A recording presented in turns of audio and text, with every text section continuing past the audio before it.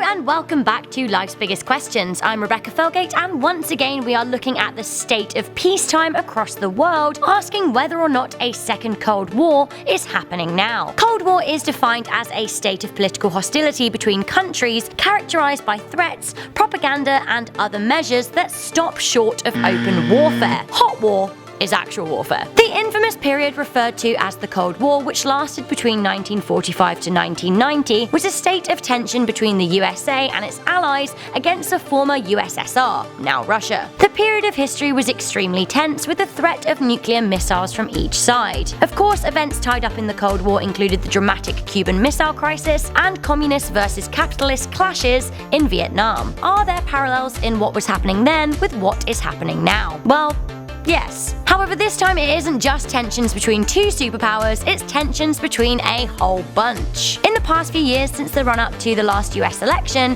things have been hotting up in terms of global tension. Things reached a pinnacle in April 2017 when the United States bombed Syria in retaliation to their President Assad's use of chemical weapons on his own people. Russia responded by warning extremely serious consequences, and China also did not condone the attack. It isn't just Syria providing tensions to these three superpowers either, it's North Korea, which seems to kind of be in a little Cold War of their very own. They have threatened to destroy both America and South Korea, and are clearly in the process of attempting to build and launch missiles, something which could be considered warm war. Meanwhile, Russia has been sending warships to the United States and British waters, and have regularly flown bombers to the edge of British airspaces. On top of that, Sweden has spoken out against Russia's cyber espionage, saying that they are a huge threat to the usually neutral country. It has been reported that Russia has told its air force to prepare for a time of war. Meanwhile, NATO are hotting up their presence in nearby Lithuania. Of course, America and South Korea are working on their missile defense system, THAAD, along the Korean peninsula. This has greatly angered China, who say they are deeply dissatisfied with the move. China reportedly have deployed small numbers of MIRV missiles, which,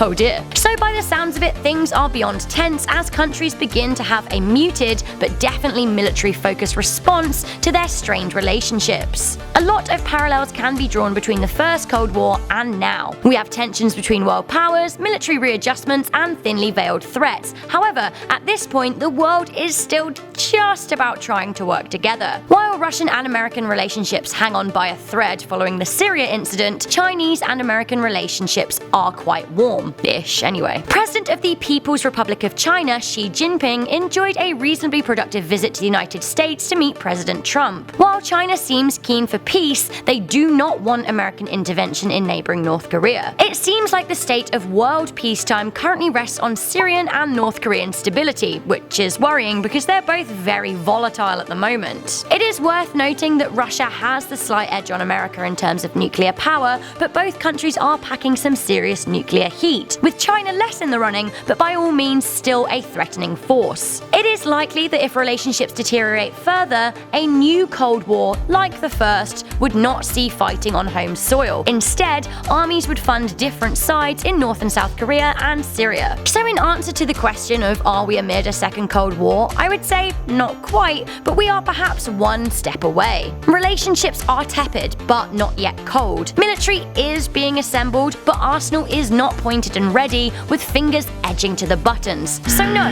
we're not there yet, but things are pretty tense and pretty worrying. As we know, the last Cold War did not result in hot war, but it was very close. Who knows just how close things could get this time? I, for one, really hope we don't find out, for many reasons, including one huge and ever-growing issue that was not present during the first Cold War. Whilst everybody is busy pointing their missiles at one another, what exactly do you think ISIS will be getting up to? Thanks for tuning in to today's episode of Life's Biggest Questions. Do you guys think that we are amid a second Cold War? Let me know your thoughts and comments in the comments section down below. For now, I'm Rebecca Felgate. Remember to stay curious, stay alert, and never ever stop questioning.